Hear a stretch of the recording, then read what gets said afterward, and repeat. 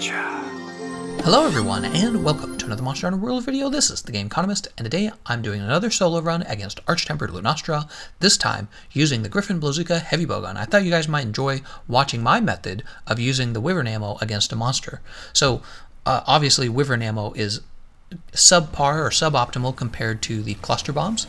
The cluster bombs on the Dark Devourer, so if you're really looking for an easy run against her, just go cluster bombs. If you don't know enough about cluster bombs, I have a video on it. Go watch that video. Anybody can do it. It's very easy. Wyvern ammo is just another method of another ammo style for the heavy bowguns, and I find it a lot of fun, which is the reason why I'm using it here. Like, look, it's very similar to the Wyvern fire on the gun lances. Gun lances have Wyvern fire. It's this big explosion that's split into 3 parts, and it takes a very long time to load up for it to wind up, and then it sends you flying backwards, right? Well, on the heavy bowguns, you have something called Wyvern ammo. It's kind of the same idea. It's this big explosion that comes out in 2 parts, a very large part and then like a backup shot, I guess. I'm not sure. And it doesn't really send you flying either. You just kind of get pushed a little bit back, and then you can just reload and go again right away. You don't have to like wait for it to recharge, so it's very cool. And yeah, you can see me, I'm just blasting her over and over again. The other ammo types I'll be using here is the Wyvern Snipe, obviously, because it's the Griffon Blazooka. Griffon Blazooka, if you didn't know this about it, not only is it well known for Wyvern ammo, it's also the strongest weapon in the game for Wyvern Snipe. I believe that's still true. And then similarly, there's kind of like a Kulv Taroth version of this weapon that's kind of a clone of it, and that weapon has the strongest. Ooh, what's the other type of ammo?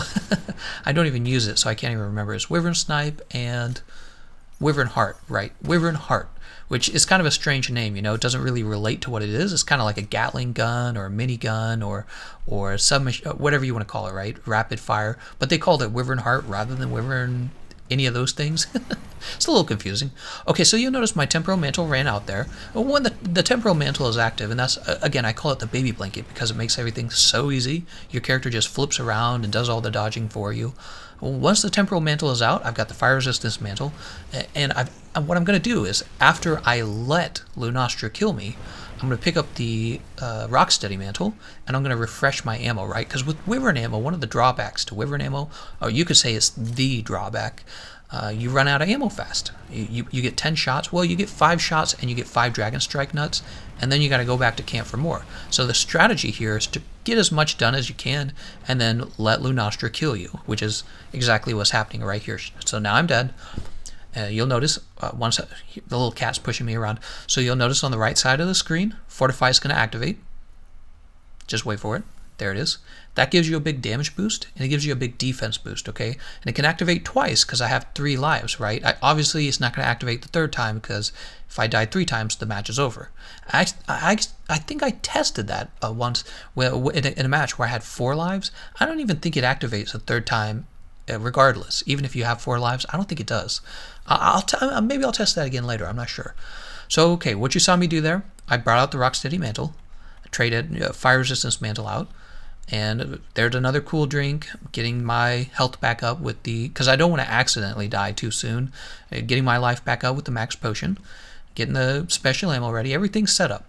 Everything's set up. I'm just going to run back to Lunastra and get back to blowing her up.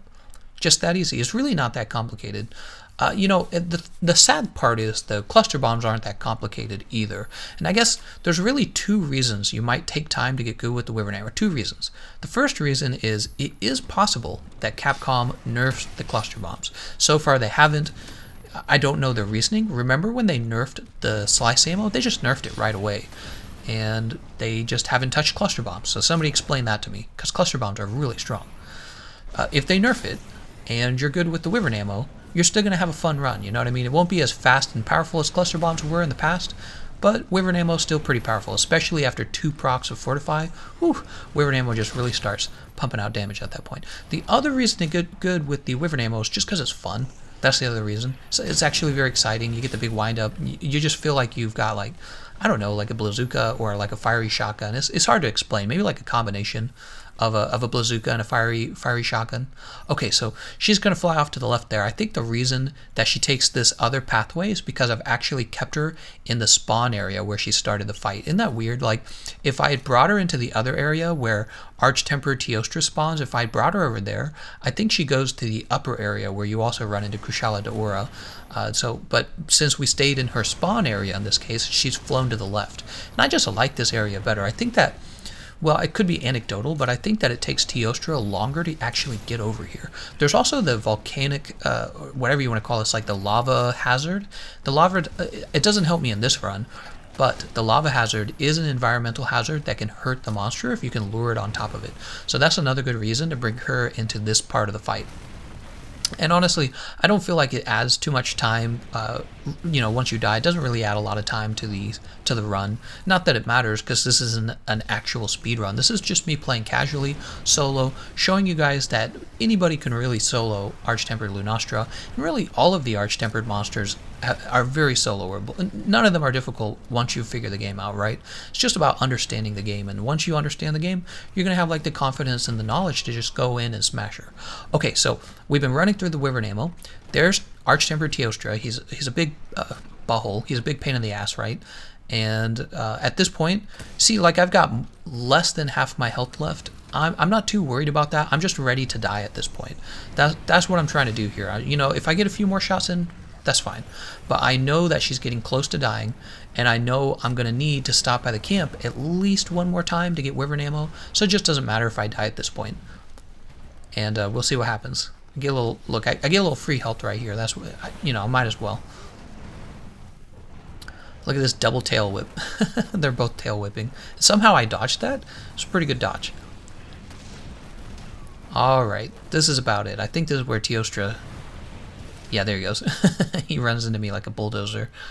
Okay, so I've died twice. That means Fortify is activated twice, and I have a huge attack boost. An attack, when you raise your attack value, it doesn't really affect the Wyvern ammo as much as it would have affected the cluster bombs. Just another reason why the cluster bombs are so OP, right? 2 procs of Fortify with cluster bombs is nuts. So if you're really having trouble, just do that. But 2 procs of attack boost, or your raw attack value, whatever you want to call it, also does help the Wyvern ammo. It's just not as much. Same with like the sticky ammo. You'll notice I use the sticky ammo from time to time. That's my backup ammo on this build. When I first started doing Wyvern ammo, the backup ammo was either the Pierce 3 or the normal 3. What I've learned is that if you're taking the artillery skill with you anyways, you might as well use the sticky ammo level 1 and just bring 1 level of free element, and you get 3 shots of that. Okay, and in this scene, you see me taking a whole bunch of elemental resist. This is going to bring my elemental resistance up to like, I don't know, like 30 or something like that. And essentially it's going to make it so that I can't be fire blighted. And I really, really favor that when I'm fighting Arch-Tempered Lunastra, because she fire blights you all day. So getting your fire resistance over that, really useful. And you can do that by bringing the fire resist skill as well as the correct canteen foods that you saw me setting up. Okay, we're ready to kill her at this point. Temporal Mantle, the baby blanket's ready, right? And at this point, it's really, she's just a pushover at this point, because I have crazy high defense and crazy high attack and full ammo. Nothing she can do at this point. It's all over. At this point, you could just say it's just about how fast can I finish her off. And I've tried other methods, I've tried other builds. I really liked this build in the end, which is the reason I'm showcasing it to you. The build will be at the end of the video, by the way. I mean, we're 8 minutes in, I might as well say that now at least, but yeah, the build's at the end like it always is. And I like this build. It's got earplugs, it's got vitality, it's got fire resist. It's a very survivable build, and you really don't lose out on too much damage for taking all that survivability, because Wyvern ammo, like the sticky ammo, is mostly affected by artillery, right? Like I've got another Wyvern ammo build that goes peak performance 3, attack boost 7, right? And it just goes full damage.